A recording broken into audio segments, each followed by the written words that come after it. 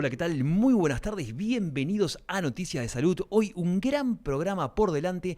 Vamos a empezar hablando de salud pública y para eso nos vamos al municipio de San Isidro, donde se están realizando rondas sanitarias. ¿Qué es esto? Sacar el hospital a la calle, meterse en los barrios, puerta a puerta, para detectar y prevenir enfermedades. Después, en salud visual tenemos dos eminencias para hablar de retinopatía diabética y enfermedad ocular tiroidea. Y por último, qué mejor que una nutricionista en esta época del año donde vienen las fiestas y varias juntadas.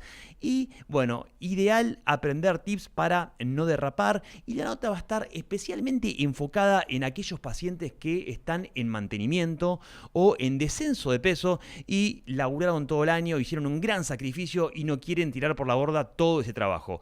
De todo esto y mucho más vamos a hablar después de la siguiente presentación. Framintrol es resveratrol suizo de máxima potencia. Te ayuda a reforzar tu sistema inmune y a proteger tu corazón y tu memoria del paso del tiempo. Y ahora también nuevo Framintrol Energy. Resveratrol más ginseng, ginkgo, guaraná, magnesio y vitamina B3 para ayudar a potenciar tu rendimiento físico e intelectual. Nuevo Framintrol Energy. Te cuidas, te energizás.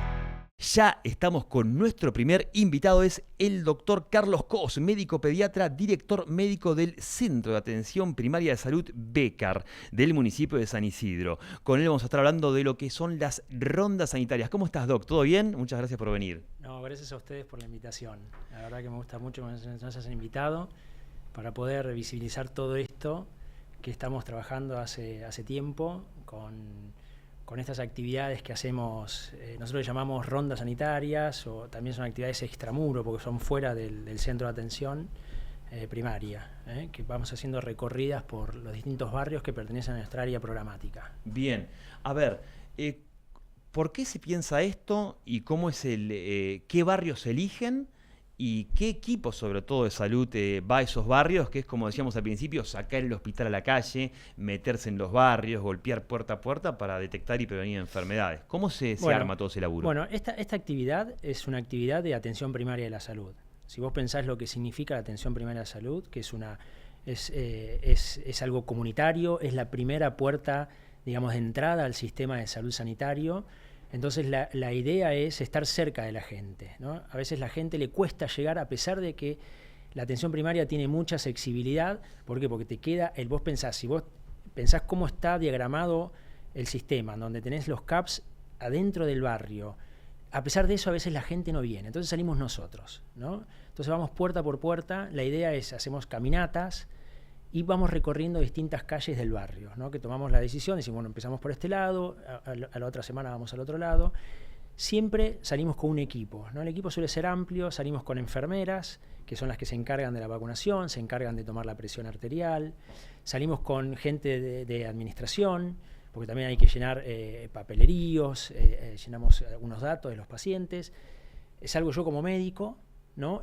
Y esto lo articulamos con las promotoras de salud. Las promotoras de salud son personas que viven dentro del barrio, que pertenecen a la Secretaría de Desarrollo Humano, y con ellas son las que hablamos y arreglamos todas estas salidas a territorio, ¿no?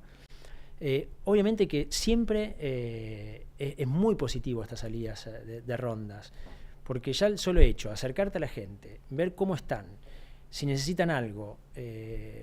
A veces detectamos que faltan controles, ¿no? Porque la gente a veces no va a los controles. Nos llevan a los chicos los controles. O encontramos libretas sanitarias con falta de vacunas. Entonces ahí ya está ganado el día, ¿no? Porque uno ya al llegar, poder vacunar adultos, poder vacunar a algún niño que tiene el calendario de vacunación incompleto, bueno, ya eso es muy positivo para la ronda. Bueno, eso lo hacemos una vez por semana. Y lo estamos haciendo ya hace rato. La verdad, con unos resultados muy buenos. Vos, para que tengas una idea, en el año llegamos a vacunar arriba de 1000 dosis, digamos, de vacunas. Llegamos a vacunar entre 500 y 800 personas, solamente caminando por la calle, golpeando las puertas.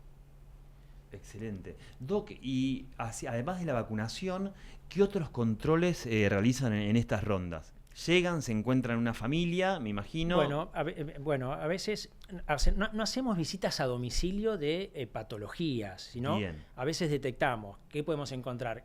Nos encontramos con una embarazada que no tiene controles. Bueno, ahí nomás ya, digamos, tratamos de darle un turno para que rápido vaya a un control, o un bebito que hace meses que no va a un control. A veces la misma familia te dice, estoy con un problema, no consigo turno para el hospital. Bueno, a veces tramitamos, porque también salimos con trabajadora social, entonces a través de la trabajadora social ayudamos mucho a estos turnos y bueno, esas son las cosas que detectamos. Otras veces me ha tocado salir en busca de algún paciente específico, porque abandonó un tratamiento, o porque hay un resultado de laboratorio que nos llegó a nosotros y el paciente no fue a buscar el resultado, entonces lo vamos a buscar a su domicilio para darle el resultado. Bueno, eso también lo hacemos en las rondas. Es una iniciativa muy interesante. Y en este balance ya van como 2 meses aproximadamente, ¿no? Un poquito más. No, hace rato que estamos haciendo las rondas. Capaz que esta ronda se está visibilizando ahora porque sale a luz, pero nosotros lo venimos haciendo hace años. Hace bastante. Sí, ahora obviamente que ustedes al poder hablar de las rondas, la gente está conociendo lo que es una ronda, pero hace años que nosotros salimos y vacunamos y hacemos caminatas y ya te digo, recorremos varios barrios. Nosotros en nuestra área programática tenemos el barrio Uruguay, tenemos el barrio Sauce, Uspallata, San Cayetano, la gente ya nos conoce, muchas veces nos espera, hay veces que nos paramos en una esquina y la gente viene directamente sin ir casa por casa. Otras veces, dependiendo del clima, a veces te toca mucho calor, entonces hacemos una posta en algún lado. La gente nos ofrece la casa, entramos a sus hogares. Bueno, encontramos todo eso. ¿Y qué balance podés hacer? O sea, ¿con qué se encuentran? O a nivel petología, ya me dijiste que faltaba vacunación, seguro, pero ¿qué otras cosas más llamativas van encontrando o qué es un patrón que se repite? Lo que me llama la atención es que el paciente adulto no hace controles de salud. No. Porque siempre preguntamos, ¿cuánto hace que no te das una vacuna? No, hace un montón de años. ¿Cuánto hace que no haces un control de salud? No, nunca me hice. Y así todo. Mujeres que no acuden a los controles ginecológicos. Encontramos eso. Entonces, bueno, esta es una manera de promocionar la salud. Si vos tenés una comunidad sana, obviamente que va a ser mucho mejor, ¿no? Y hacemos prevención. Con la tomada de la presión, con darle turnos para que vayan a los CAPS, vayan a ginecología, se pueden hacer un PAP.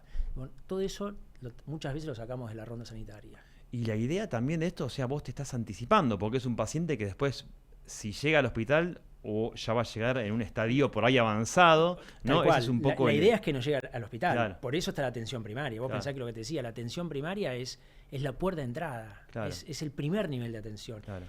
Lo tenés en el barrio, Claro. vas caminando, no necesitas tomar colectivo, no necesitas tomar un tren, vas caminando. Lo tenés en un radio de 10 cuadras, tenés un centro de atención primaria.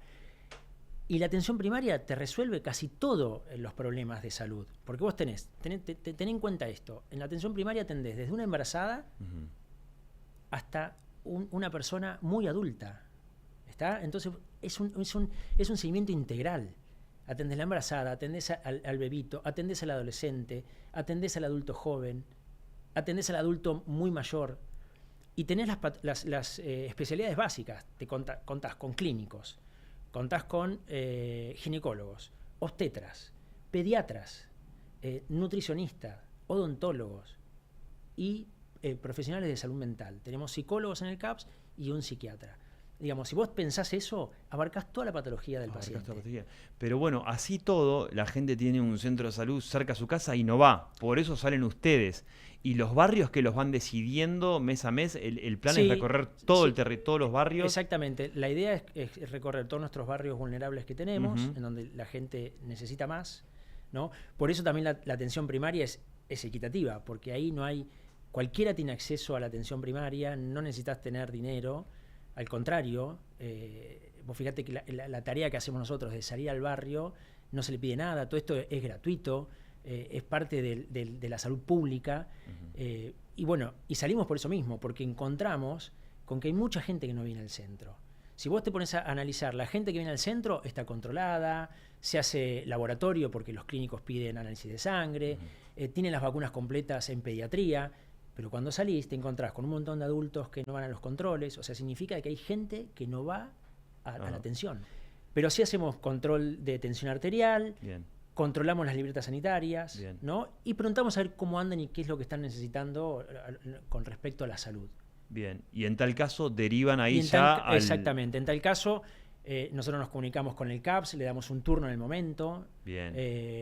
o tramitamos otra necesidad que tengan a través de la Secretaría de Desarrollo. Bien, agiliza muchísimo. Bueno, para los que recién se enganchan, estamos hablando con el doctor Cos, él es médico pediatra y estamos hablando de rondas sanitarias en el municipio de San Isidro, van barrio por barrio golpeando las puertas y detectando enfermedades.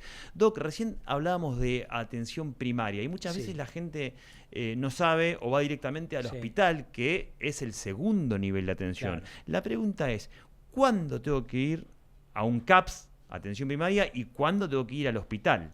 Bueno, es algo que cuesta, ¿no? No, sí, una gran pregunta, porque a veces la gente tampoco sabe. El hospital yo creo que tendría que ser, como dijiste vos, el segundo y tercer nivel de atención, ¿no? Y el CAPS es el primer nivel de atención, que es la puerta de entrada al sistema de salud. Entonces uno en el CAPS trata de ir a hacer los controles de salud.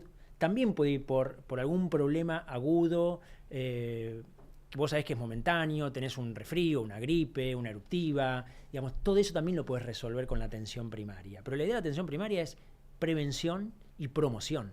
Entonces vos prevenís, ¿por qué? Por ejemplo, vas a un control ginecológico, te haces un PAP. En el CAPS hacemos testeos rápidos para dos enfermedades, sífilis y HIV, que eso te lo hacen en el momento con una gotita de sangre, eso lo hacemos nosotros en el CAPS. Te toman la presión. Vos pensás que cada paciente que ingresa al CAPS, que tiene un turno asignado con un médico clínico, se le toma la tensión arterial, se lo pesa, ¿entendés? Se le toma la frecuencia respiratoria, se le toma la oxigenación. Vos fíjate todas las cosas que haces en 2 minutos que lo hace la enfermera. Todo eso es prevención en salud, y también estás promoviendo para que la gente acuda al CAPS. ¿Para qué? Para cuidar su salud. ¿Está?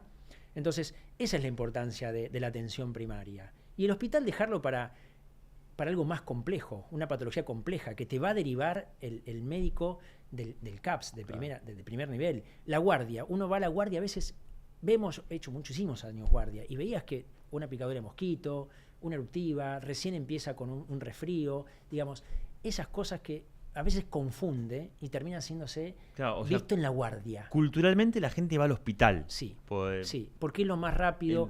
Hoy la gente necesita tener la cosa rápida, la resolución rápida, y a veces no es tan así. Claro. ¿No? Obviamente no discutimos una emergencia o una urgencia, para eso están las guardias. ¿No? O tenés una especialidades que recién nombraste en el primer nivel, eso es importantísimo. Ahora, si el clínico necesita de una interconsulta con el endocrinólogo, lo va a mandar a los consultorios del hospital. Si necesita una consulta con el diabetólogo, lo va a mandar a la interconsulta o el traumatólogo. Tenés una fractura, obviamente vas a terminar en el hospital. ¿No?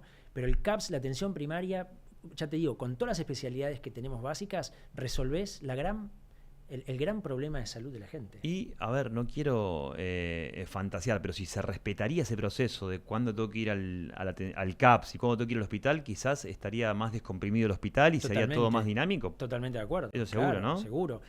Y a eso apunta hoy el trabajo que se está haciendo de los CAPS. Que la gente entienda lo que es un CAPS, que a veces no tiene dimensión de todo lo que se hace adentro del CAPS. Por eso nosotros salimos, para que nos vean, para que sepan que estamos. Muchas veces le decimos, ¿por qué no hace el control? Nosotros tenemos 6 pediatras. Damos 1.800 turnos por mes en el CAPS. Si vos te analizás eso, solamente un CAPS, vos pensás que San Isidro tiene 9. Nosotros solamente damos 1.800 turnos por mes y se terminan haciendo prestaciones de 2.200 pacientes por mes. ¿Por qué? Porque tenés pacientes que van en forma espontánea. Vengo a hacerme el control de la presión. Hay gente que va en forma espontánea. Tengo presión alta, estoy medicado, vengo a hacerme el control de la presión. Se admisiona, va a enfermería, la enfermera le toma la presión. Vengo a vacunarme, entran directamente, se admisionan, van al vacunatorio. Entonces terminás viendo, ya te digo, estadísticamente nuestro CAPS atiende alrededor de 2.000 personas por mes. Bien. Doc, hay una caída importante del tema vacunación, ¿no? Sí. Y contanos por qué estaría pasando esto y cuál es el peligro sobre todo. Mirá, el gran tema que traes, el tema de vacunación. Se está viendo, la verdad que los últimos datos que nos están reportando el Ministerio de Salud son muy preocupantes. La verdad que la vacunación cayó en algunas vacunas a la mitad, al 50% en su segunda dosis o en su tercera dosis. Y ten en cuenta que Argentina es uno de los países que tiene el calendario de vacunación completo. Todas las vacunas están en el calendario. Es un calendario oficial, obligatorio y gratuito. Y nacional. Vos a cualquier lugar que vas te podés vacunar solamente con el documento. Vivas en San Isidro y te vas a Salta, te van a vacunar. Y así todo tenemos una disminución en la vacunación. Esto se viene viendo después de la pandemia. Yo creo que hay una desconfianza, no sé por qué motivo. La gente desconfía en las vacunas, no sé por qué. Yo le hablo hace 30 y pico de años que soy médico y la verdad que he vivido en mi residencia pacientes que con enfermedades graves, he visto chicos con meningitis que quedaban con muchísimas secuelas, chicos que los trasladábamos a terapia intensiva por un fallo hepático, por hepatitis A, que iban a trasplante hepático. Hoy esas enfermedades han desaparecido gracias a las vacunas. Entonces yo no creo por qué la gente hoy tiene tanta desconfianza con las vacunas, con lo que se ha logrado con las vacunas. ¿Y es en chicos o en grandes? O sea, yo te cuento lo que yo veo en la calle. Claro. Los grandes prácticamente no están vacunados. Prácticamente No están vacunados. Y los chicos, los que van al CAPS, nuestra estadística es bastante buena. La gran mayoría está vacunado. Trabajamos muchísimo sobre vacunas. Vos, para que tengas una idea, en el CAPS tenemos 600 consultas pediátricas por mes, aproximadamente. Entonces vos fíjate que son 600 consultas al mes, que esas libretas sanitarias son vistas por nuestros pediatras, en donde están atentos a la vacunación. Y son chicos que están vacunados, que tienen el esquema completo. Lo que pasa es que hay algunos que se escapan porque no van a los controles. Entonces ahí es donde tienen este valor las rondas sanitarias, esta difusión que están dando ustedes de ir a vacunarse. Hoy estamos con dos problemas, que es el problema de la coqueluche, enfermedades que estaban prácticamente controladas, ¿no? La tos convulsa. Hoy están reportados 700 casos y desgraciadamente hay reportados 6-7 muertes por coqueluche, con una enfermedad, con una vacuna que la tenemos en el calendario. No se puede creer. Y así todo. ¿Y la otra cuál es? Y la otra es el sarampión. Ahí estamos con un problema en toda América, porque hay una epidemia muy grande en Canadá que no está siendo controlada ya hace mucho tiempo. Hay mucha gente que no se quiere vacunar. Desgraciadamente hay gente que te tira en contra porque hay movimientos antivacunas, que eso también nos está jugando en contra a nivel mundial. Potenciado con las redes sociales y todo esto. Totalmente, ¿no? totalmente. Pero yo creo que es desinformación. Desconocimiento.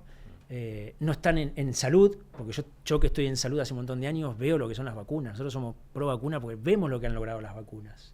Claro. ¿Está? O sea, el peligro real es que vuelvan enfermedades que se habían desterrado. Por ejemplo, sarampión. Y sarampión estaba totalmente controlada, coqueluche totalmente controlada, y sin embargo estamos volviendo a tener. Sarampión estamos teniendo casos.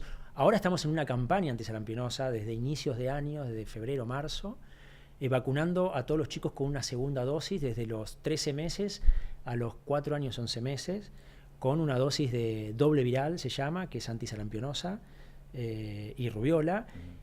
¿Para qué? Para evitar cortar con esta circulación del sarampión. Bien, y esto se corta, o sea, justamente vacunando. O sea, vacunando. Es así. Vacunando. Y el quiebre vos lo ves justo en la pandemia. Ahí se empieza a ver, ¿no? Y nosotros, claro, sí, lo estamos viendo que cayó el índice de cobertura post pandemia. Bien. Lo vimos. Bien.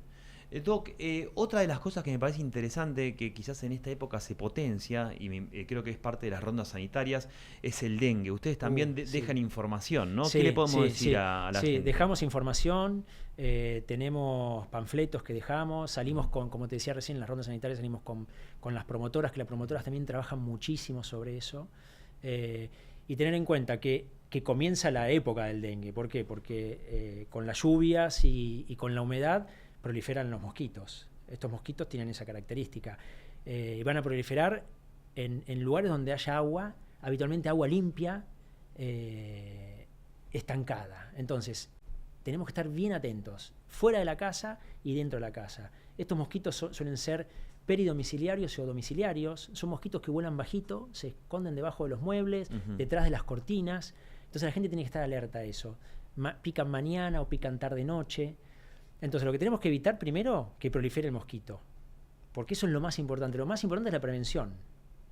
Entonces, que prolifere el mosquito, sacar todo lo que sea estancamiento de agua. Llovió, tratar de tirar todo donde quedó agua estancada. Los platitos de la maceta, es un clásico, que queda el agua ahí adentro. No sé, gomas, viste que a veces en las calles ves las gomas ahí adentro, tachitos, tapitas. Es que ya en una tapita de gaseosa ahí se puede poner el huevo, ¿no? Y obviamente, agua estancada. Entonces tenemos que sacar todo eso. Entonces, por suerte se está haciendo muchísima limpieza en el barrio. Vos vas al barrio, el barrio está bastante limpio. Vos lo ves que la gente ha tomado conciencia de eso porque se ha asustado porque el año pasado tuvimos muchísimos casos de dengue, con muchas internaciones. Tremendo. Yo no tuve dengue, pero tuve pacientes que han tenido dengue. La verdad que el dengue es muy molesto y no es nada sencillo. Entonces hay que evitarlo. Usar repelente, en los domicilios tratar de tener mosquiteros, si hay bebitos tratar de ponerle tules. Y ante un síntoma sospechoso hay que acudir al médico. Hay que acudir. Dolores de cabeza intenso, dolor detrás de los ojos, puede haber una eruptiva, puede haber vómitos, puede haber fiebre alta, mucho dolor de cuerpo, mucho dolor articular. Bueno, rápido hay que acudir al médico. Tomar mucha cantidad de líquido, eso es fundamental, porque el dengue te puede deshidratar y eso es lo más grave, y hay que ir al médico. Y si llegás a tener dengue, ¿cómo hacemos para prevenir que el otro se contagie? Te tenés que poner muchísimo repelente, tenés que estar aislado con tules y demás. ¿Para qué? Para que el mosquito no vuelva a picar, otro mosquito no pique, porque ese mosquito se infecta y te va a picar a vos y vos te vas a contagiar.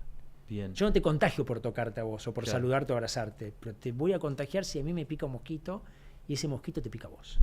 Más que nada en los primeros días cuando hay fiebre. ¿Se entiende? Clarísimo. Doc, y por ejemplo, cuando van a un barrio vulnerable, Sí.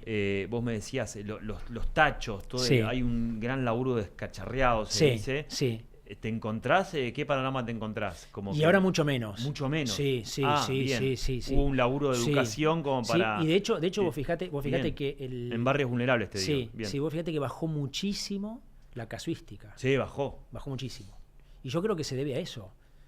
Hay una vacuna, pero la vacuna es sumamente cara, no está indicada para todo el mundo, a pesar de que hoy está indicada en aquel que ha tenido dengue. La provincia ha hecho un programa para vacunación, hoy está un poquito más abierto ese programa, pero no bajó por la vacuna, creo yo. Yo creo que ha bajado por lo que ha hecho la gente. Claro, Me da la sensación. claro. Porque vos vas al barrio y lo encontrás el barrio que está mucho más limpio, más ordenado. No te encontrás con estos Claro. tachos Y, llenos de y agua. esto que hacen ustedes, claro, el puerta a puerta, Y ronda nosotros, sanitaria, ahí le exactamente, decís, cuando y sirvió, salimos, claro. cuando salimos hablamos también, llevamos panfletos que los repartimos, y bueno, entonces la gente está un poco más alerta. Bien. Doc, bueno, a mí me encantan todas estas movidas de en vía pública, ¿no? Que yo le digo sacar el Sí. hospital a la calle. Sí. Y otra gran campaña que hacen hace muchos años es Corazón Saludable. Sí, sí, Contanos, sí. los que no lo conocen, de qué se trata Bueno, y qué este controles hay. Este es un programa que tiene iniciativa de la Secretaría de Salud, no es del CAPS. El CAPS colabora. Colabora. ¿Por qué? Porque estos programas se hacen también en los barrios, entonces la gente de los CAPS cercana a ese lugar estratégico donde se está haciendo ese día, colabora con personal, o vamos nosotros los médicos, van las enfermeras, va alguien de administración, colaboramos. Pero esto es una iniciativa de la Secretaría de Salud muy buena hace años, como la palabra dice, corazón saludable. La idea es detectar factores de riesgo de enfermedades cardíacas, cardiovasculares. Entonces, ¿qué es lo que se hace? Control de glucemia, control de colesterol, que eso se hace en el momento, control de presión arterial. Van las nutricionistas y lo que hacen es medir la circunferencia abdominal, hacen un peso, se hace un asesoramiento de alimentación saludable. Con todos esos datos, vos tenés un análisis más o menos en donde vos decís, esta persona tiene riesgos para enfermedad cardiovascular. Entonces hacen las derivaciones pertinentes. O lo derivás al CAPS con un médico clínico, o directamente lo tenés que derivar con un especialista diabetólogo, etcétera, como para comenzar el seguimiento de este paciente. Estos son como screening, son algo rápido, sencillo, que encontrar ante un paciente con estos riesgos se hace la derivación. Y la verdad que la gente se engancha, la gente pasa caminando y se hace el control. Claro, se hace el control. ¿No? Y también aprovechamos y vacunamos.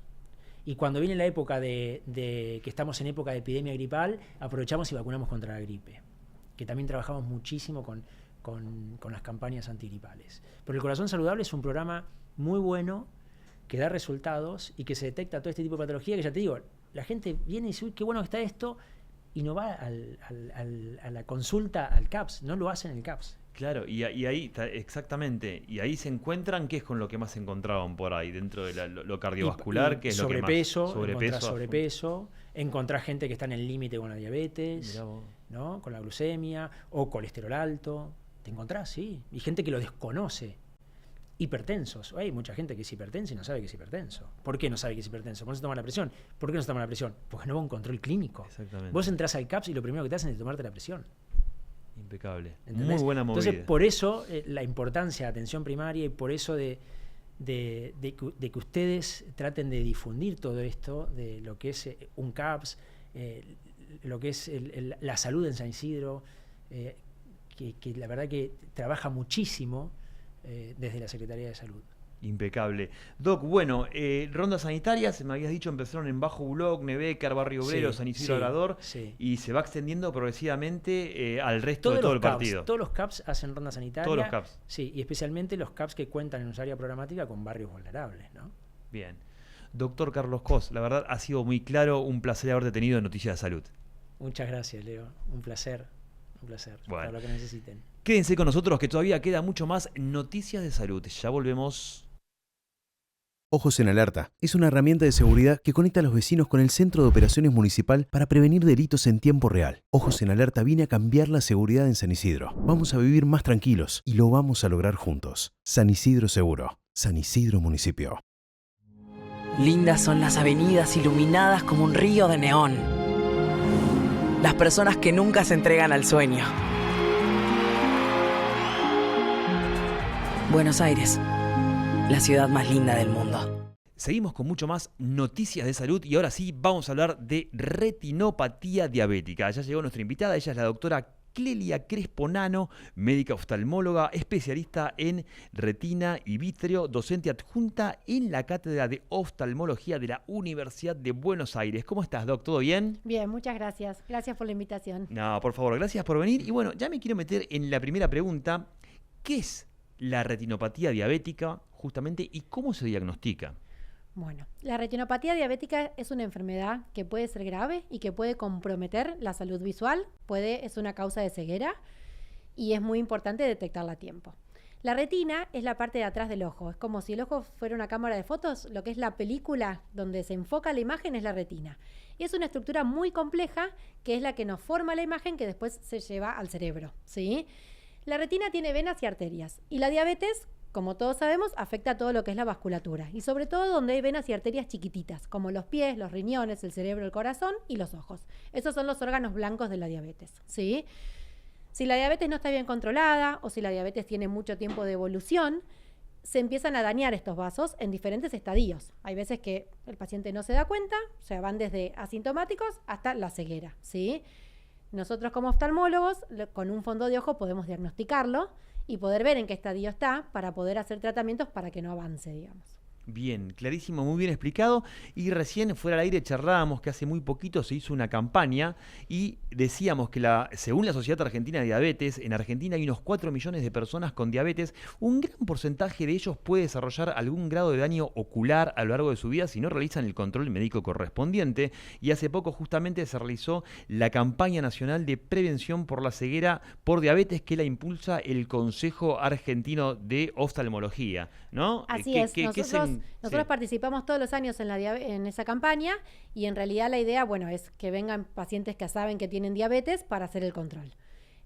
Lo más importante en la diabetes es hacer un fondo de ojo, porque es la retina. Claro. O sea, nosotros cuando hacemos el fondo de ojo dilatamos la pupila, que es el agujerito del ojo que se abre y se cierra según la luz, y ahí nos metemos en la parte de atrás del ojo y podemos ver la retina y podemos ver si tiene daño, básicamente. Bien. ¿Y cuáles son los datos más importantes que yo tengo que tener o esos factores si tengo diabetes con respecto a la salud visual? Bueno, lo más importante de los pacientes diabéticos para prevenir la retinopatía diabética o el daño en la visión es justamente el control de la diabetes. Nosotros como oftalmólogos, si la diabetes está mal controlada, no podemos hacer nada. De hecho, hay tratamientos que tienen más riesgo o solamente vamos a poder enlentecer o frenar un poco esa pérdida visual.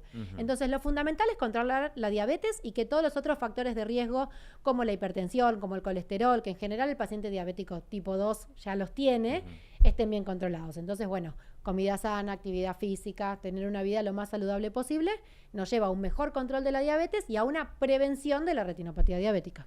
Impecable, Doc. Y remarquemos de vuelta síntomas. Si tenemos que decir síntomas de esto, ¿cuáles podemos decir? La mayoría de las veces es asintomática. Por eso son importantes los controles oftalmológicos. ¿Por qué? Porque yo no me doy cuenta. Es como el infarto. Era hipertenso, no me di cuenta, tuve el infarto, digamos, ya es tarde, ¿sí?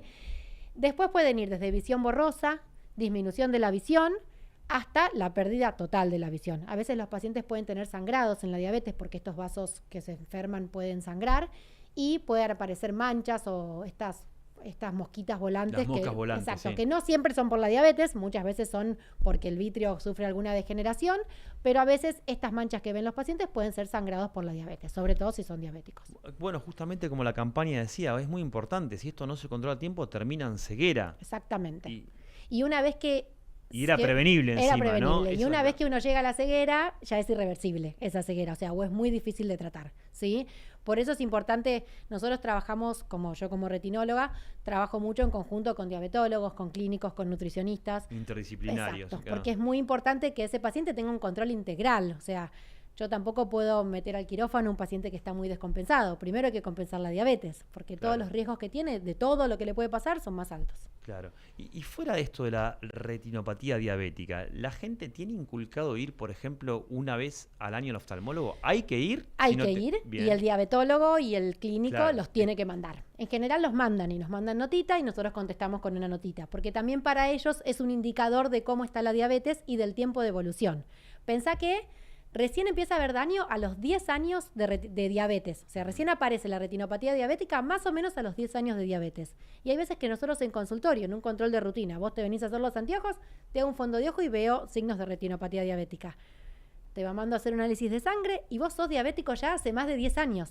Entonces, para los diabetólogos es un indicador de daño, de todo lo que es el daño microvascular, del daño renal, del daño cerebral y de todo lo que es microvascular. O sea, la retina es un espejo donde se ven muchas Exacto. cosas, ¿no? Por eso el fondo de ojo dicen que es como una entrada al cuerpo por dentro. ¿Sí? Y qué apasionante después la Sí. especialidad o subespecialidad, la neurooftalmología, ¿no? Que conecta... Exacto, es el ojo con el cerebro. Sí. Bien. Pero bueno, hay muchas enfermedades sistémicas Claro. que se manifiestan en la retina En y la que retina. nosotros viendo la retina podemos trabajar en conjunto con el reumatólogo, con el clínico y demás. Clarísimo. Ahora me quiero meter en otro tema muy interesante, que es la retinopatía del prematuro. Justamente hablábamos Ujú. de gente más chica, que es la principal causa de ceguera en bebés en Argentina. Exactamente. Háblame un poco de esto. La retinopatía del prematuro es la principal causa de ceguera en la infancia, ¿sí? Por suerte cada vez se está controlando más porque es una ceguera prevenible si se agarra a tiempo, ¿sí?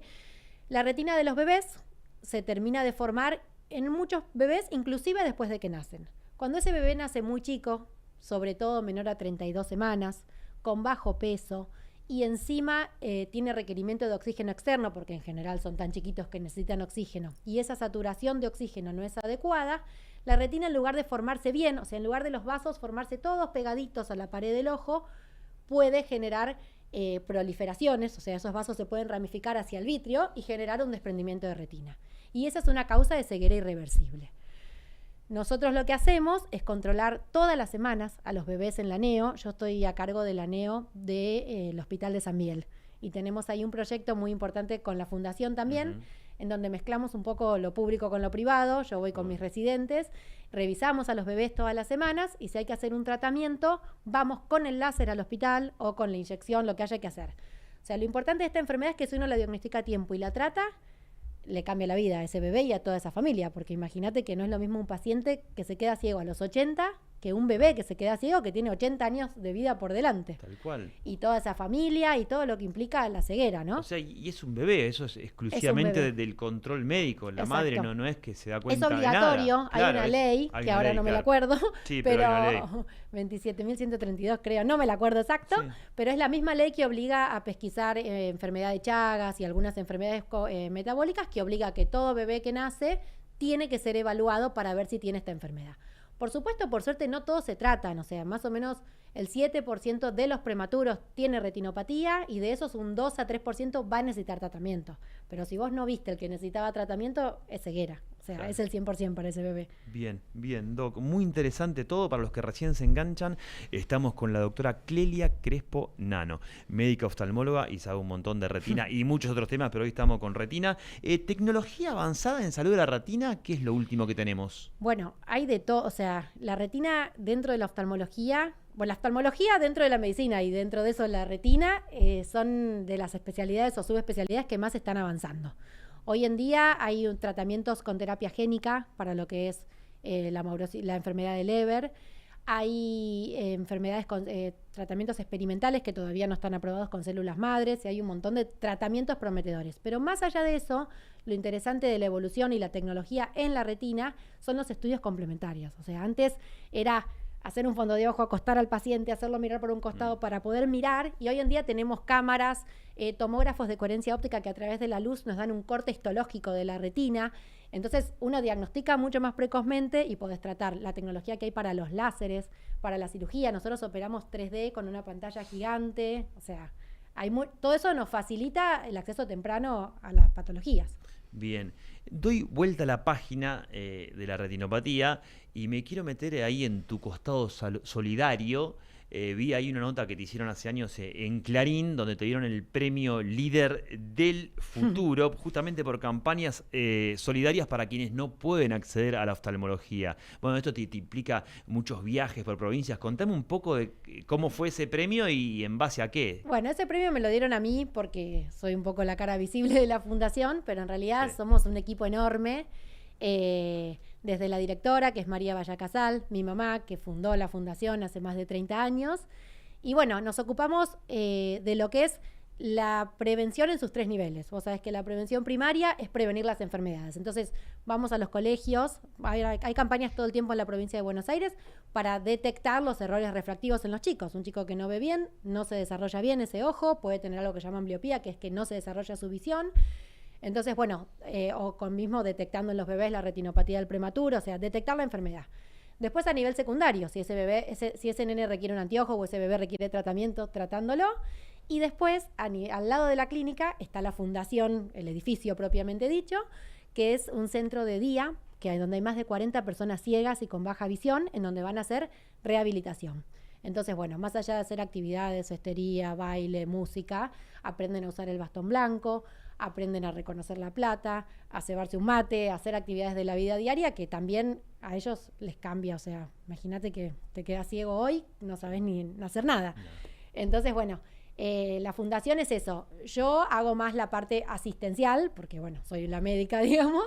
Entonces, bueno, atendemos también un montón de pacientes en la clínica por fundación. Es como que hacemos una mezcla rara de lo que es público o gratuito con lo privado, porque cuando yo me voy a tratar un prematuro al hospital, me llevo el láser del quirófano, que es carísimo y que nada, si lo rompo me matan porque tienen que operar. Pero bueno, también es muy lindo después ver los resultados de esto, ¿no? Yo ya tengo bebés que traté hace más de 10 años que hoy son nenes que ven y eso está bueno. Bien, y después, bueno, fuiste al Chaco, contame un poco cómo es esa aventura de ir y con qué realidad te encontrás. Bueno, hay mucha gente que no tiene acceso a la salud y a los controles, ni oftalmológicos ni de otras cosas. Esto es lo que a nosotros nos toca. Hicimos 2 campañas en el Impenetrable, en un pueblo que se llama Fuerte Esperanza, en Chaco, que es muy difícil llegar. Y bueno, ahí gracias a la intendente que estaba ahí, que nos consiguió la gente, pero era ir a buscar la gente al monte, porque la gente no llega. En un colegio montamos en las aulas como consultorios, revisamos ahí los pacientes y después en un segundo tiempo fuimos, ahí los que había que dar anteojo, calculamos todo, las mediciones, todo, y en un segundo tiempo, a los 2-3 meses, fuimos a entregar los anteojos y a operar de catarata a los pacientes que necesitaban.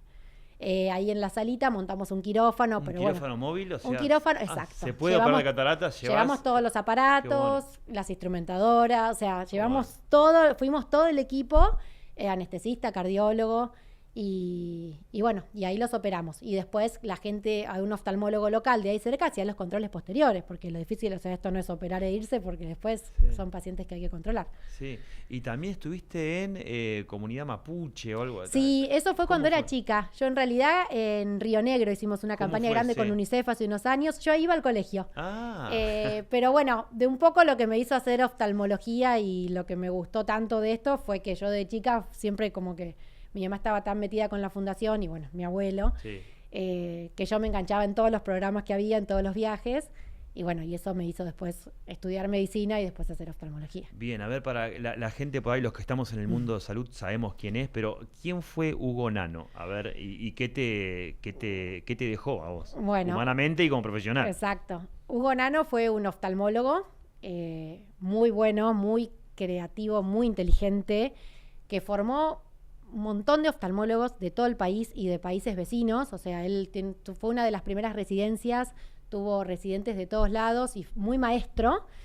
Y él, cuando era joven, se fue a Estados Unidos, a Nueva York, a Cornell, a la universidad, y desarrollaron el sistema de la criocoagulación con otro oftalmólogo muy conocido que era Harvey Linkoff, y después volvió acá y dijo, voy a poner una clínica en San Miguel, y todos le decían, estás loco, y bueno, puso una clínica en San Miguel, y ahí formó, no sé ahora el número exacto, pero pasaron por él muchísimos residentes que lo formó desde lo clínico, lo quirúrgico y todo. Y bueno, para mí, además de ser mi mentor y que yo me formé con él, porque tuve la suerte, ya lo agarré más grande, pero estuve mucho en consultorio con él, era mi abuelo materno, así que fue alguien muy importante en mi vida. Y lo que yo siempre digo, más allá de los conocimientos que van cambiando, porque él por ahí hay cosas nuevas que no las sabía, pero siempre las quería estudiar y las estudiamos juntos, me enseñó a cómo tratar a la gente, a cómo manejarte con las cosas, a esas cosas que para mí... Lo humano con el paciente, o la discusión con la obra social, o todas esas cosas, de tratar de hacerlo mejor para el paciente. Y bueno, yo creo que eso no es difícil de enseñar, digamos. Uno lo mama porque lo vive. Y qué importante lo que decías recién, ¿no? Cuando se fusiona la salud pública y la salud privada, ¿no? Sí. Falta más de eso, ¿no? Bueno, eso es lo que a mí más me gusta de nuestro proyecto, ¿sí? También entiendo que es algo difícil, porque lo privado está para generar y en lo público uno por ahí gasta recursos, y en la salud siempre que hay recursos se gasta porque es infinito las necesidades que hay. Pero me parece que está bueno, porque si nosotros tenemos, por ejemplo, a los bebés les dan el alta en el hospital y después tienen que seguir con los controles, y yo los jueves estoy en consultorio en San Miguel a 3 cuadras, y esos bebés del hospital vienen a la clínica y yo los veo. Claro. Los mezclo con mis pacientes privados. Y bueno, pero tengo una camillita en el consultorio y ahí veo a los bebés. Entonces es como que puedo hacer todo el seguimiento. Bien, o sea, yo soy de allá de San Isidro, paso siempre por los Martínez, pero la original Clínica Nano, o sea, decime la sede, ¿está en San Miguel? ¿Dónde San Miguel es la más vieja, digamos. Es la inaugural. Exacto, después es la de Olivos, Martínez, que está ahí donde está el Unicenter, y Morón, que está ahí sobre el acceso a la altura de Morón. Bien. Son 3 clínicas. Yo trabajo en las 3. Y la fundación está en San Miguel, al lado de la clínica pegada. Pero bueno, pacientes de fundación atendemos en las 3 clínicas y operamos en las 3 clínicas, porque según de dónde sea el paciente, por fundación siempre se lo ayuda, se pueden bajar los presupuestos y acomodar eso. Bien, me gusta esta frase que leí: un mundo libre de ceguera y discapacidades visuales evitables. Sí. Se apunta a eso, ¿no? Siempre. Y yo pienso eso, que todo lo que se puede evitar te da bronca. O sea, recién hablábamos de mi abuelo y él estaba indignado que todos los ciegos del equipo de fútbol eran ciegos por retinopatía del prematuro y se podía prevenir. Y él decía, no puede ser que en San Miguel haya retinopatía del prematuro. Y nos quería meter a mí y a unas compañeras a hacer retinopatía del prematuro. Y siempre, bueno, te da miedo porque lindás con la ceguera, ¿viste? Es como muy comprometido. Hoy en día agradezco que me haya metido ahí. Pero bueno, siempre cuesta esos, ¿no? Son esas enfermedades que pueden tener complicaciones y hay gente que no quiere, lidiar con eso. Sí. Así que bueno, si se puede prevenir, está bueno. Doctora Clelia Nano, la verdad, un placer, muy completa, muy clara. Te agradezco muchísimo que hayas pasado por Noticias de Salud. Bueno, muchísimas gracias a ustedes por la invitación. Bueno, quédense con nosotros que todavía queda mucho más. Noticias de Salud, ya volvemos. Con tu tarjeta Soy Tigre, descuentos todo el año. Disfruta beneficios en gastronomía, indumentaria, spa, ópticas, productos para el hogar, peluquería, teatro, farmacias y mucho más. Tramitala fácil desde la app Tigre Municipio y empezá a aprovechar todos los beneficios de ser parte. Tigre Municipio. San Fernando, la ciudad que es nuestro orgullo, nuestro lugar en el mundo, la ciudad que amamos y no cambiamos por nada, con su historia, su belleza, lugares que atesoramos con mucho cariño, esos rincones que aprendimos a cuidar entre todos, para compartirlos y disfrutarlos en familia, con amigos. Esta tierra para la que trabajamos incansablemente, cumpliendo más sueños, creando un futuro más lindo, siendo felices.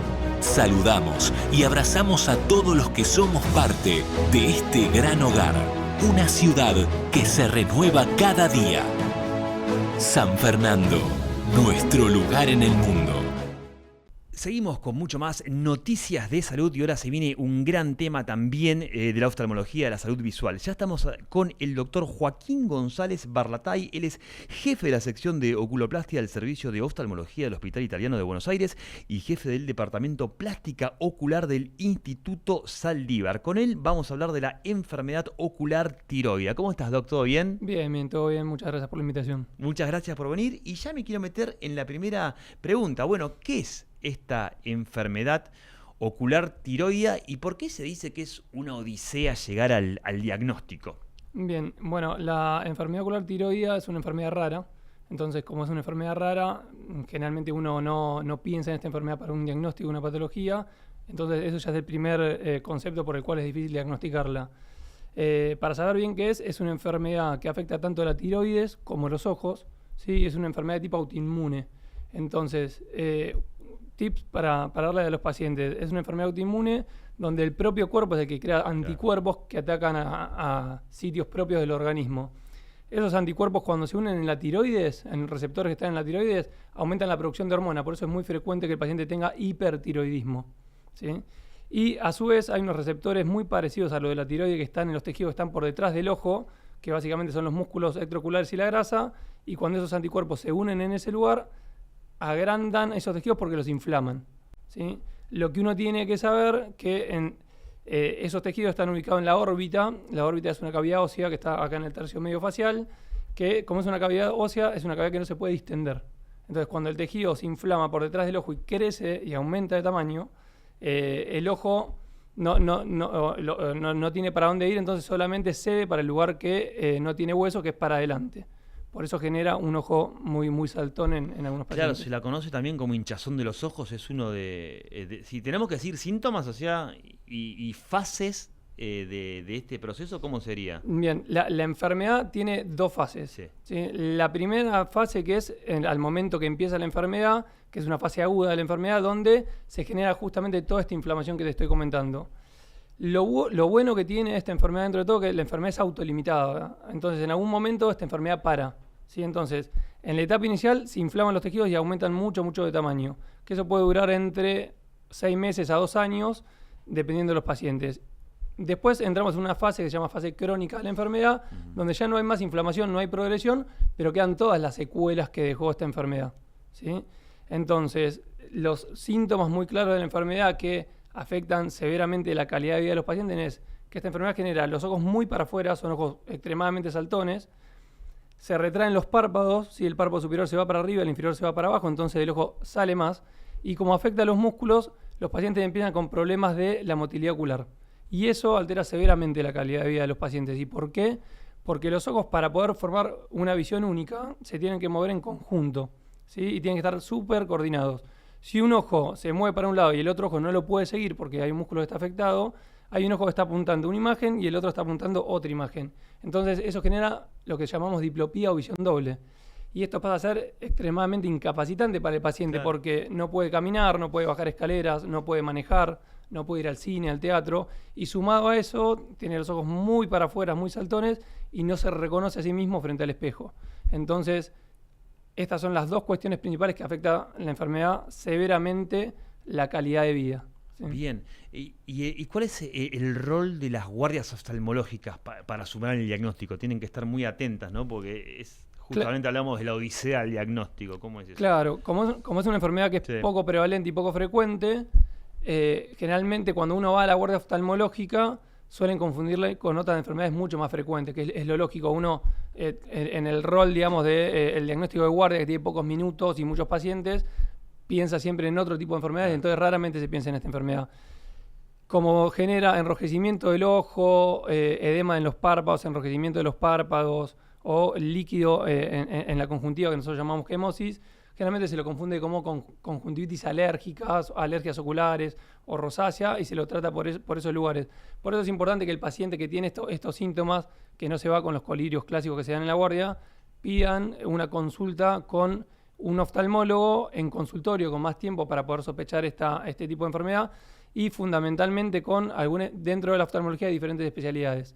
Entonces, dentro de la oftalmología, los oftalmólogos que nos encargamos de este tipo de enfermedad somos los especialistas de oculoplastía y los especialistas en neurooftalmología. Entonces, está bueno consultar a esos específicamente porque van a tener en su repertorio mejor capacidad para poder diagnosticar precozmente esta enfermedad y abordarla bien. Clarísimo, Doc. Y si llegamos, por ejemplo, a un diagnóstico temprano, como debería ser, ¿cómo sería el tratamiento? Bien, eso es un punto muy importante lo que acabas de mencionar. El diagnóstico temprano es fundamental porque cambia la evolución de la enfermedad. Si uno llega tarde, el paciente puede tener compromisos severos hasta pérdidas de visión. En cambio, si uno diagnostica tempranamente esta enfermedad en la etapa del comienzo, que es la etapa aguda cuando se inflama, puede actuar inmediatamente para cambiar el pronóstico de la enfermedad y la evolución de la enfermedad. Tanto el riesgo de ceguera como el riesgo de tener los ojos extremadamente saltones, esa visión doble que altera la calidad de vida del paciente. Pero básicamente el tratamiento es el siguiente. En la etapa aguda de la enfermedad, que cuando hay inflamación activa, porque está ese desequilibrio interno autoinmune en el cuerpo, y hay mucha inflamación a nivel local, se trata con antiinflamatorios, ¿sí? Entonces, generalmente cuando hay edema en el párpado, te comento, cuando hay edema en el párpado, enrojecimiento y mucha inflamación, antiinflamatorio. ¿Cuál es el gold estándar actualmente según las guías? Que generalmente nos basamos en la guía de la UGO, que es una guía europea. Actualmente el gold estándar sigue siendo el corticoide, ¿sí? Idealmente, como esto genera mucha inflamación, es endovenoso. ¿Por qué? Porque el corticoide endovenoso es más efectivo para esta enfermedad y genera menos efectos adversos que el corticoide bioral para tratar este tipo de enfermedad. Actualmente también se están desarrollando otras terapias a nivel mundial que están teniendo mucha vigencia en los últimos 10 años y tenemos cada vez más conocimiento de terapias nuevas, como son los anticuerpos monoclonales, ¿sí? Las terapias biológicas. Y de eso hay 2 drogas principalmente que están en estudio y demostrando muy buenos resultados. Una se llama teprotumumab y otra tocilizumab. Se están desarrollando para los diferentes estadios de la enfermedad con muy buen pronóstico. Actualmente hay una sola aprobada por la FDA que todavía no la tenemos en el país, pero seguramente próximamente va a estar. Eso en la etapa inicial inflamatoria. Yo siempre al paciente le explico, tenés una inflamación, hay como un incendio, y ese incendio hay que apagarlo. Y para apagarlo, el tratamiento son los antiinflamatorios. Una vez que pasa esa etapa inicial, donde todo se inflamaba y donde hay dolor y mucha congestión y edema, y ya no hay más inflamación y uno corrobora que no hay más inflamación a lo largo del tiempo, uno pasa a tratar las secuelas que deja la enfermedad, que es el ojo muy saltón, los párpados muy abiertos, el estrabismo, que uno no puede mover los ojos y genera visión doble. Entonces, cuando uno pasa ya a la etapa crónica, que el paciente no requiere más tratamiento antiinflamatorio, lo trata con cirugía, ¿sí? Y esas cirugías consisten en, si uno tiene el ojo muy saltón, hacer una cirugía de descompresión orbitaria. ¿Qué significa esto? Tallar las paredes óseas que están en la órbita, sobre todo la pared lateral y la media, para generar más espacio en ese continente óseo, para que los tejidos que quedaron agrandados de tamaño se vayan para el costado, y al irse esos contenidos para el costado, el ojo vuelve para atrás a su lugar. ¿Sí? Si uno tiene alguna retracción en el párpado o bolsas palpebrales, que esta enfermedad genera una hipertrofia en las bolsas grasas, lo puede tratar con una cirugía de blefaroplastia, como lo han charlado en programas previos acá mismo. Y aquellos pacientes que tienen alteraciones de la motilidad ocular y visión doble, se tratan con una cirugía de estrabismo por un estrabólogo. Bien, o sea, eso es un estadio avanzado, me estaba imaginando mientras me contabas, o sea, literalmente, o sea, los ojos vuelven a través de la cirugía, como los metés para adentro de vuelta, o sea, sacás la hinchación y puede volver a su estadio normal con la cirugía. Esa también es una pregunta perfecta que le hacen todos los pacientes en el consultorio. Nosotros lo que hacemos nunca va a volver al estado inicial y al estado cero. O sea, porque hubo una enfermedad que generó cambios. Lo que nosotros hacemos es mejorar el estado actual. Si el ojo está extremadamente saltón, sí lo vamos a poder volver para atrás, pero eso va a depender de la capacidad anatómica que tenga el paciente. Si uno abre esas puertas en los huesos de la órbita, bueno, hay un límite anatómico por el cual el tejido se va para el costado y el ojo puede retroceder. Pero, o sea, es el límite que cada anatomía tiene. Pero en general los resultados suelen ser muy beneficiosos y buenos para el paciente y realmente quedan conformes con el resultado. Si bien no es el estado inicial, es un estado lo más parecido a antes. Sí. Y también otra cuestión interesante en este caso, que las terapias nuevas médicas están demostrando y ayudando mucho que no solo mejoran la inflamación de la enfermedad, sino que en algunos casos logran hacer que el ojo retroceda. ¿Eso qué quiere decir? Que habría pacientes a futuro que necesiten menos cirugía y en el caso que necesiten cirugías, que esas cirugías sean menos invasivas y con mejores resultados. Entonces va a ser un complemento a futuro muy bueno para abordar estos pacientes. Pero estas nuevas terapias que decís, me gustaría profundizar, ¿son drogas? O sea, ¿reemplazaría la cirugía? Son drogas, Bien. son drogas. Si reemplaza la cirugía o no, el futuro nos lo dirá a medida que avanzan los estudios, pero sí que estas drogas logran retroceder la posición del ojo y en los casos que tenían poquito exoftalmos, el ojo saltón pero poco, va a ser suficiente. Y en aquellos que tenían mucho exoftalmos, esa droga va a permitir que el ojo ya retroceda un poco y nosotros complementando con cirugías que van a ser menos invasivas que las actuales, vamos a lograr un mejor efecto para el paciente. Clarísimo. Bueno, Doc, remarcame de vuelta, o sea, ¿cuáles son los especialistas que deberían intervenir para que llegara a un resultado exitoso? Muy bien. Esta enfermedad, como mencionaba al principio, afecta tanto la tiroides como los ojos, entonces es fundamental el abordaje multidisciplinario y esa es la clave del éxito del tratamiento de esta enfermedad. Entonces va a haber un endocrinólogo que trate al paciente en su control metabólico, ¿sí? Sabemos muy bien que los pacientes que tienen hipertiroidismo, cuando tienen un mejor control metabólico, tienen menos riesgo de desarrollar una oftalmopatía severa. Entonces el control metabólico es fundamental y el seguimiento cercano por eso es fundamental. Y al mismo tiempo tiene que estar el oftalmólogo especialista en oculoplastía o neurooftalmología para indicar los tratamientos locales, ¿sí? Antiinflamatorios que pueden ser locales o sistémicos, como mencionábamos hoy, y sobre todo para hacer diagnóstico precoz de situaciones que puedan comprometer severamente la visión, como una neuropatía óptica que se puede aparecer en esta enfermedad. A veces el ojo está saltón que se puede luxar, se puede salir de la cavidad orbitaria y que puede quedar colgando, que el paciente se lo tiene que meter. Bueno, esos episodios de luxaciones pueden generar también daño en el nervio óptico que uno debe operar a ese paciente de urgencia. Entonces, el oftalmólogo es fundamental para ir desarrollando el plan en conjunto con el endocrinólogo para el mejor resultado y el mejor pronóstico.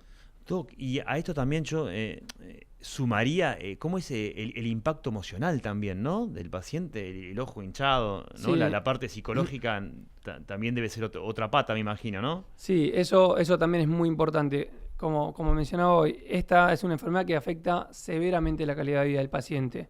Primero porque se ven al espejo, no se reconocen, incluso te dicen que el Face ID del teléfono les deja de funcionar. Imagínate el cambio que genera esto en las personas. Entonces, eso genera una retracción social muy importante, el no querer salir, no querer tener actividades donde la gente lo vea. Segundo, porque la visión doble es incapacitante para realizar las actividades, el deporte que hacían, la ida al teatro, la lectura, el manejo, entonces limita mucho la vida cotidiana. Entonces también el abordaje en conjunto con un psicólogo es fundamental para ir sobrellevando esto. Y lo que le explicamos siempre a los pacientes es que esta enfermedad, para tratarla, es un proceso.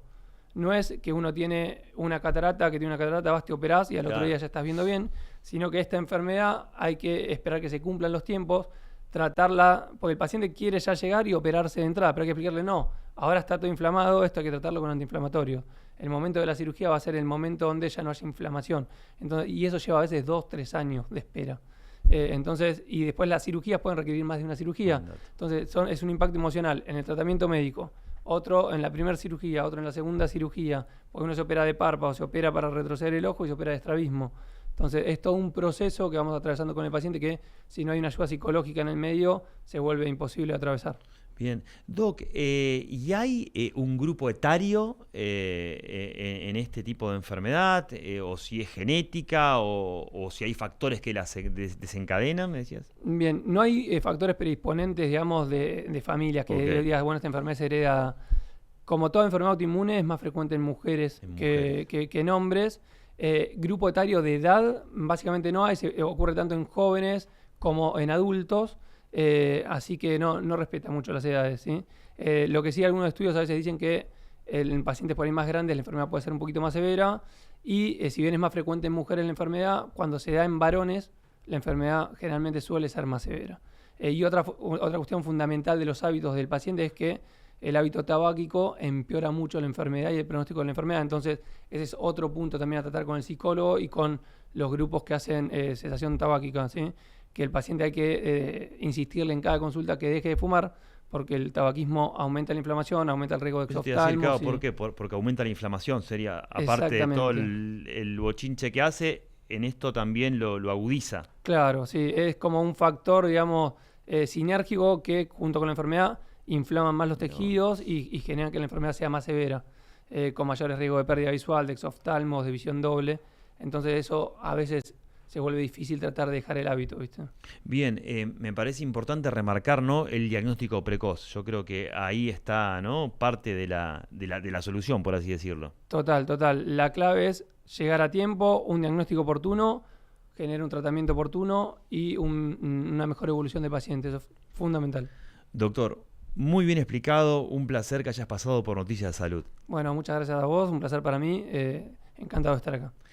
Quédense con nosotros que todavía queda mucho más Noticias de Salud. Ya volvemos. Framintrol es resveratrol suizo de máxima potencia. Te ayuda a reforzar tu sistema inmune y a proteger tu corazón y tu memoria del paso del tiempo. Y ahora también nuevo Framintrol Energy. Resveratrol más ginseng, ginkgo, guaraná, magnesio y vitamina B3 para ayudar a potenciar tu rendimiento físico e intelectual. Nuevo Framintrol Energy. Te cuidas, te energizás.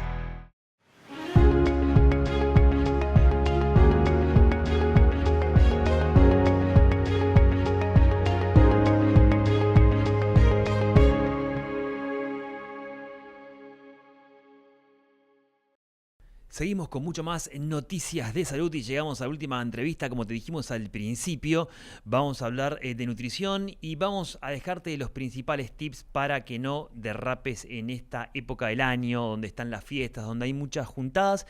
Y te decía que la nota va a estar especialmente enfocada en aquellos pacientes que están en descenso de peso o en aquellos pacientes que están en mantenimiento. Y por ahí esta época los pone un poco nerviosos porque no quieren tirar por la borda todo el esfuerzo que hicieron. Así que para eso trajimos a alguien que sabe mucho del tema. Ya te la presento. Ella es la licenciada Florencia Barreiro, nutrición de la Universidad de Buenos Aires, con posgrados en Mindfulness aplicado a trastorno de la conducta alimentaria y obesidad. También se especializó en alimentación del vegetariano, cocina saludable y cocina naturista. ¿Cómo estás, Flor? ¿Todo bien? Buenas tardes, Leo. Muchas gracias por la invitación. Por favor, gracias por venir. Bueno, a ver, principales recomendaciones y consejos de cómo podemos planificar unas fiestas para justamente sostener los logros durante el año. Si ya veníamos priorizando una dieta y estábamos adquiriendo y mantuvimos esos hábitos saludables durante todo el año, o aunque sea durante los anteriores 3 meses, es mucho más fácil y mucho más sencillo poder continuar con las pautas que ya veníamos sosteniendo, que dentro de esas pautas lo ideal sería poder darle una continuidad durante ese día de la fiesta, poder darle la continuidad en sí durante ese día, que sea no toda la semana, sino solamente los días específicos, que pueden ser el 24 a la noche, 25 al mediodía, 31 a la noche, primero. Entonces, evitar que cocinar de más o que sobre mucho alimento y estar durante 10 días comiendo lo mismo o tener que frizar. Lo ideal sería poder que ese día sea normal, con buena actividad física, con hidratación, realizando las 4 comidas que tenemos durante el día. Si va a ser durante la cena, poder respetar el desayuno, el almuerzo, la merienda, no hacer salteos de comidas, evitar hacer un ayuno de 16 horas, 18 horas, porque el día anterior comí demasiado, o hacer un detox 2-3 días antes para habilitarme en esos momentos, querer consumir más alimento. Lo ideal, lo que yo le recomiendo en realidad también a mis pacientes, es que puedan programar la compra y planificar lo que sería ese menú. Nosotros en el grupo también, y yo a mis pacientes le doy un menú saludable con distintos pasos. Y es el único momento del año que hacemos un conteo calórico, para que tomen dimensión de lo que es, por un lado, ¿sí?, los alimentos, que sea esa dieta equilibrada, cubriendo nutrientes, y por el otro lado, con un conteo calórico. Porque en un menú de fiestas, generalmente suelen ser entrada, plato principal, postre, brindis, mesa dulce. Tiene muchos pasos. Y si yo estoy queriendo hacer un descenso de peso o si ya estoy en ese mantenimiento, tengo que planificar y programar qué de todo lo que hay voy a poder seleccionar.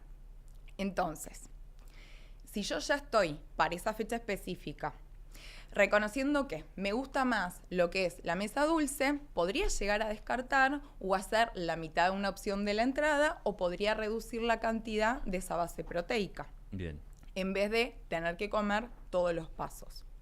Eso se podría llegar a hacer, controlar la cantidad, el volumen, decidir qué es lo que más estoy queriendo elegir y planificar en lo que son los tamaños también de las porciones. Si yo tengo, porque voy a elegir 3 opciones en esa fiesta, si yo tengo un volumen del plato ya servido y no en un picoteo constante, ¿sí? O sea, tengo un plato en donde visualicé lo que voy a elegir. Seleccioné de mis 5 o 4 entradas una opción. Después, dentro de lo que son el plato principal, también elegí la mitad porque es ese vitel toné específico que me hizo la tía o esa receta navideña de la familia. Tenemos que pensar que son tradiciones que a veces vienen de culturas anteriores, ancestrales, familiares. Ahí te quiero hacer una pregunta, te dejamos tomar agua mientras. ¿Qué es difícil? La primera pregunta es, si vos haces lío todo no sé, en estas semanas de juntadas, de fiestas, ¿tanto lío puede hacer que tirás toda la borda? ¿Todo un año? No. No, pero sí, pero sí haces un...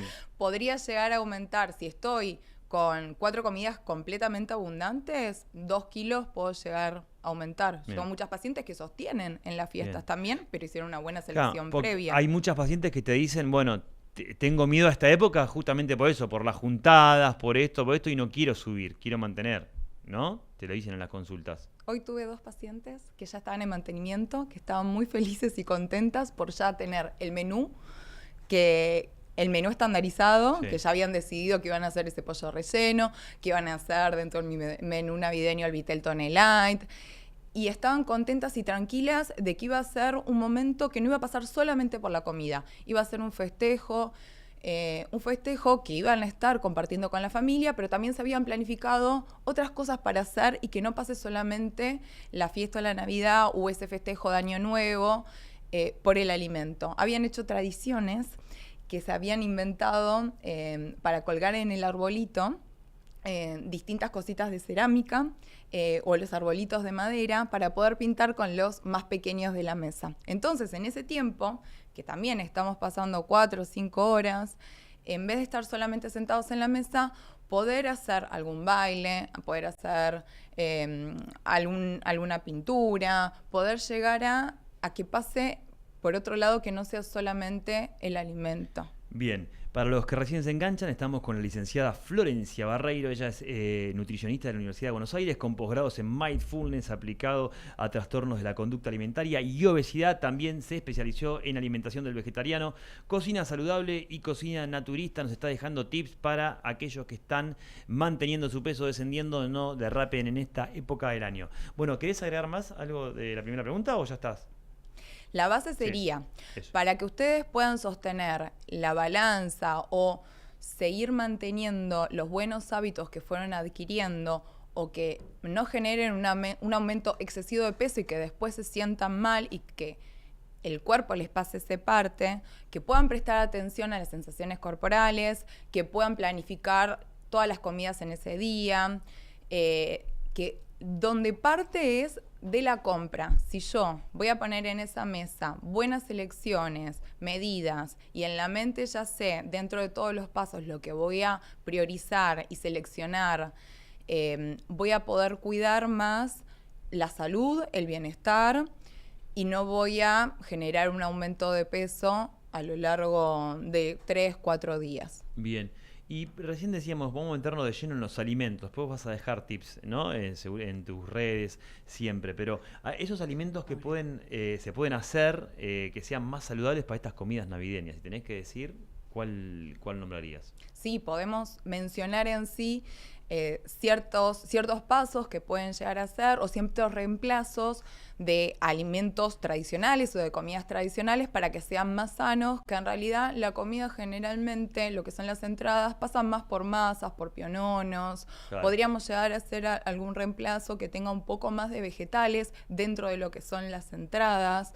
Podemos hacer también dibujitos con el arbolito de Navidad o podemos, ya sea en una tabla, poner brócoli para que reemplace lo verde, algunos tomatitos cherries, poder hacer algunas pastitas de vegetales, ya sea pastita de berenjena, de remolacha, podemos hacer hummus de garbanzo, podemos tener bastoncitos de zanahoria, de pepino, de puerro, de zucchini, o sea, tener un poco más de vegetales y que no solamente pase por los embutidos, por los patés, por los fiambres, por las picadas, que tienen mucho sodio, y hay también gente que ya logró poder bajar la hipertensión, mejorar el perfil lipídico, regular las glucemias, y vas a estar consumiendo porque alguien en la mesa te dijo que es el único día que podés llegar a comerlo o consumirlo, claro, y te vas a guiar por la otra persona. Por esa tía que te agita y te dice comete esto, tal cual. Exactamente. O sea,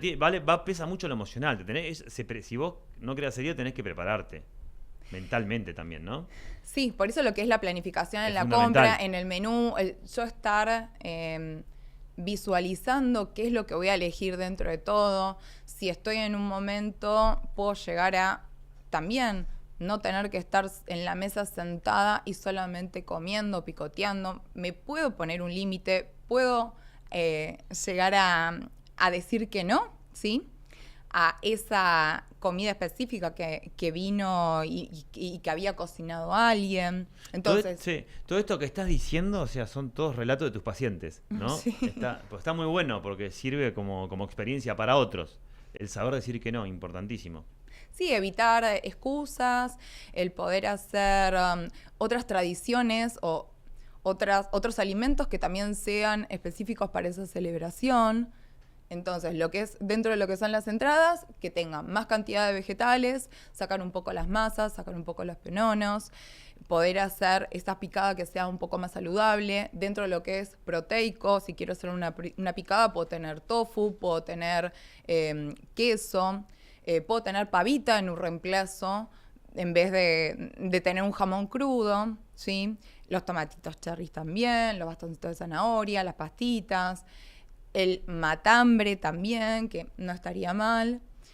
Poder también vitel tonelay, hacerlo y hacer un reemplazo de la mayonesa o de la crema por un queso untable, que muchas de las pacientes lo hacen y ni siquiera se dan cuenta que no es calórico. O sea, lo hacen, lo ofrecen en la familia. Pero el tema es cuando no es se dan una madre de cuenta. familia, el tema es cuando es una juntada de un montón. Bueno, pero de última vos te haces tu comida para vos, qué sé yo. No, sí, pero vos dividís generalmente Claro. en una... Bueno, si tenés la posibilidad de estar en una mesa grande de 10, 15 personas, se van dividiendo. O me divido la bebida, me divido las entradas. O muchas también están en grupos familiares, porque tengo, no sé, 2 hermanas, porque está la hija y la madre. Entonces hacen opciones para ellas, más para compartir. Porque vos lo querés elegir y los otros también lo van a terminar eligiendo. Nadie quiere terminar pesado, con acidez, con dolor de cabeza, con malestar al día siguiente. Bien. Y después, dentro de lo que serían los platos principales, podemos tener alguna carne que sea más magra. Puede ser, no sé, un cordero, un solomillo de cerdo, puede ser un lomo al champiñón, puede ser un salmón. Si lo que es la proteína va a terminar siendo la carne.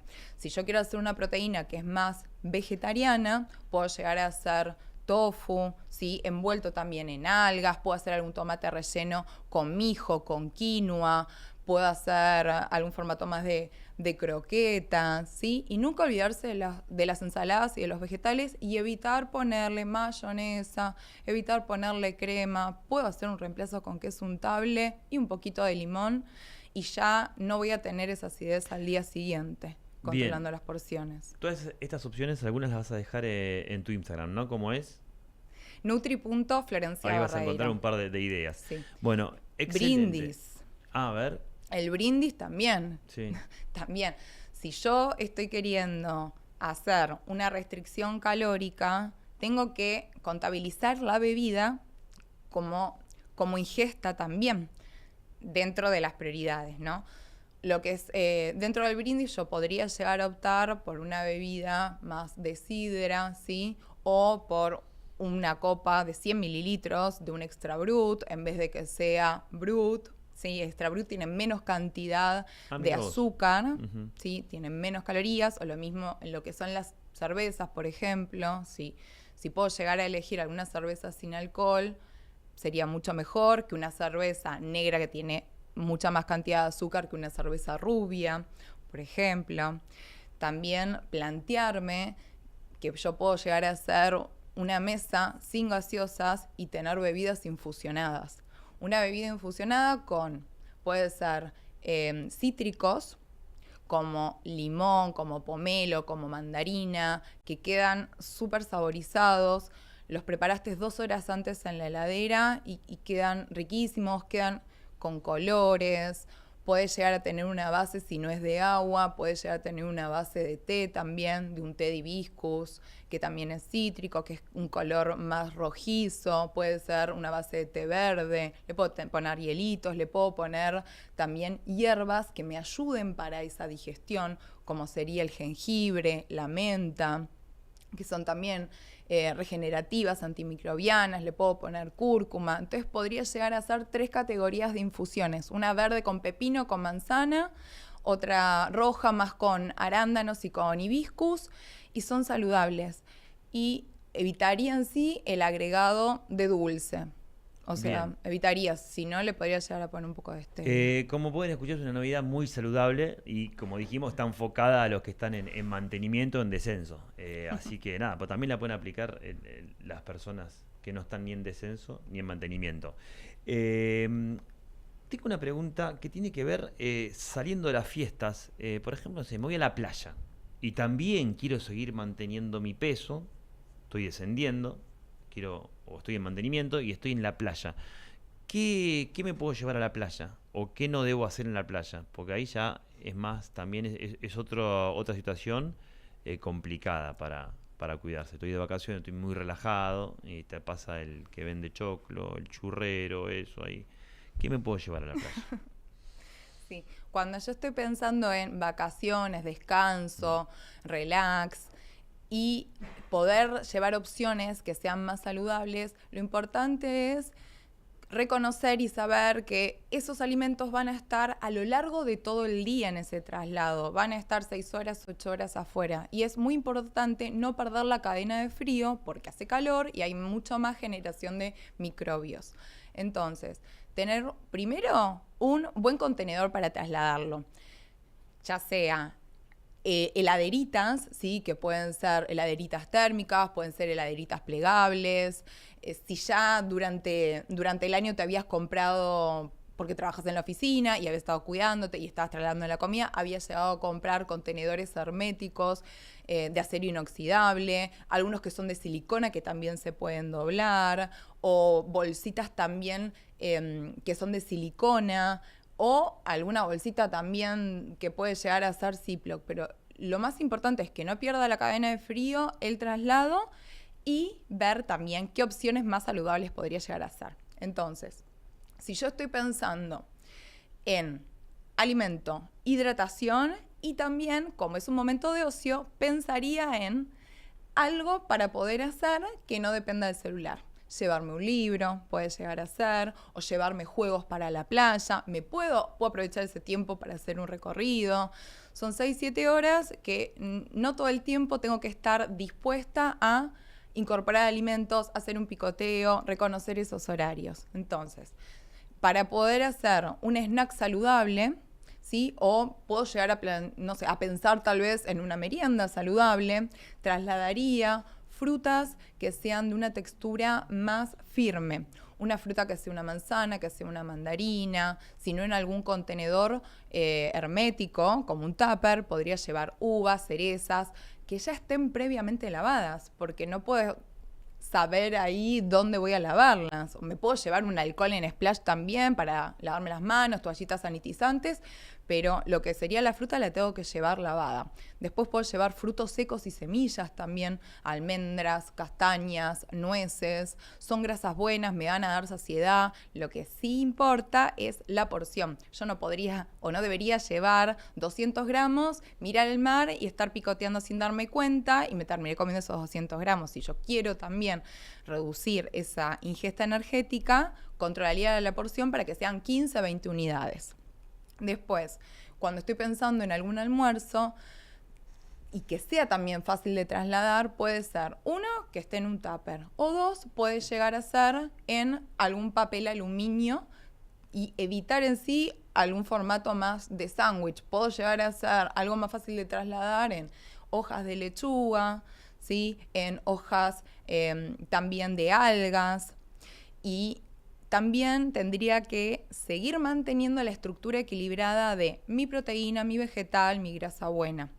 Si yo tengo un tupper con la base proteica por un lado, puede llegar a ser daditos o en tiritas de pollo, de carne, puedo hacer algunas albondiguitas también, algo que sea fácil de poder agarrar con el tenedor o de poder pinchar, pero que siga manteniendo la estructura proteica. Un huevo duro puedo tener, también lo que es la base proteica. Después los vegetales, un poquito de remolacha. No siempre tiene que ser, no sé, hidrato de carbono, ¿sí? Que solamente sea arroz con el pollo y nada más. No, tendría que siempre priorizar lo que son los vegetales. Pepino, zanahoria, puedo tener también algún vegetal fermentado, que es muy bueno para nuestra microbiota intestinal, los pepinillos fermentados, el chucrut, no sé si escuchaste hablar. Sí. Bueno, eso también lo puedo trasladar. Dentro de lo que es grasa buena, unas aceitunas podría llevar también, o puedo llevar los frutos secos, palta, bueno. Opciones que sean fáciles de poder agarrar. Y dentro de lo que es más vegetariano, sí, podría llevarme algunas croquetas de ricota también, puedo hacer ricota huevo, rellenar algún hongo también con un poquito de queso. Podría llegar a hacer muffincitos de verduras que son fáciles de poder agarrar. O lo que es más formato de sanguchito, podría llegar a elegir más un pan de almendra, un pan de avena, puedo hacer un pan más casero, o si no que sea integral, pero no solamente que sea fiambre y nada más, y después querer comerme todo lo que me están ofreciendo porque no tengo ninguna opción. Y la hidratación es fundamental. Necesito agua. Un montón de opciones dejaste. Y ahora sí me quiero meter en la última parte de la entrevista, que me gusta mucho, que son los mitos y verdades, que estuve recopilando por ahí, por las redes y por muchos lugares. Te dejamos tomar agua y nos preparamos para los mitos y verdades que muchos son de consultas de pacientes también, seguramente algunos que te voy a leer. El primero, ¿comer alimentos sin gluten son más saludables? ¿Verdadero o falso? No es más saludable, al contrario, como son harinas mucho más duras y para formar una textura necesito generalmente más aditivos o más grasas para poder darle una textura más amigable. Entonces, si yo tengo una patología específica, como sería necesitar comer sin TAC porque soy celíaca o porque soy intolerante al gluten, sí es necesario. Pero si yo no tengo esa patología, no lo voy a relacionar un alimento sin TAC como un alimento bajo en calorías o más saludable. No. Falso. Falso. Bien, para que me anoto. Falso. Punto 2. Tomar vinagre de manzana en ayunas para perder peso. No lo recomiendo tampoco. Sí está demostrado que el vinagre de manzana lo que produce antes de la incorporación de un hidrato de carbono es inhibir las enzimas, entonces me enlentece esa absorción. Por ejemplo, yo voy a comer un plato de pastas y a mi ensalada previa a ese plato de pastas le puedo agregar una cucharada de vinagre de manzana, está bien. Pero si yo estoy todos los días pensando o ingiriendo esa cucharada sopera de vinagre de manzana en ayunas, suponiendo que voy a generar descenso de peso simplemente por eso, no, y además es muy irritante a nivel esofágico y barre mucho lo que es el esmalte dental, entonces no lo recomiendo. Bien, esta la escuché seguido. ¿Comer arroz frío del día anterior es más sano? Sí, es más sano, porque cuando estamos ingiriendo algún alimento con almidón, ya sea el arroz o la papa o las legumbres o las pastas, ese almidón, al cocinarlo y luego enfriarlo por 24 horas en la heladera y después comerlo frío o tibio, ese almidón es más resistente. Se llama almidón retrógrado. ¿Qué quiere decir? Que las enzimas de nuestro cuerpo no lo pueden digerir. Entonces lo va a terminar fermentando las bacterias del intestino y van a ser prebiótico. Va a ser alimento para las bacterias del intestino. Entonces, sí, es verdadero. Si yo como un arroz que sea frío, al día siguiente va a bajar ese pico de glucemia. Último mito y verdad, y sonó fuerte el año pasado, me acuerdo. ¿Todos tenemos que tomar agua de mar para estar hidratados? Ay, sí, muchas pacientes vinieron con eso, pero no. Nosotros, lo que sería el agua de mar, viene hipermineralizada, ¿sí? Entonces, esa agua no corresponde con nuestro plasma. Al tener más cantidad de minerales, dicen que hidrata más, pero nosotros podemos obtener esos minerales, vitaminas, minerales, de las frutas y de las verduras de nuestra alimentación normal. Entonces, si vos estás tomando agua de mar porque sos deportista específico, que sacás muchos más electrolitos, porque estás haciendo una carrera, un trekking en la montaña, es una cosa, y vos, esa agua de mar que está embotellada, que está filtrada, que pasó procesos sanitarios y encima la estás diluyendo, es una cosa, pero no tomar directamente el agua de mar o ir al mar y tomar esa agua. No, pasó por varios procesos sanitarios de control, pero no lo recomiendo, porque pacientes renales, cardíacos, que también lo van a consumir y no, prefiero una bebida isotónica o los polvitos de rehidratación oral antes que el agua de mar. Impecable. Flor Barreiro, la verdad, un placer que hayas pasado por Noticias Salud. Nos dejaste un montón de tips para tener una Navidad más que saludable. Muchas gracias por venir. Muchas gracias, Leo, por la invitación. Bueno, nosotros nos vemos el próximo jueves acá en Noticias Salud. Chau, chau. Linda en el pasado, linda en el presente. Linda para siempre. Buenos Aires, la ciudad más linda del mundo.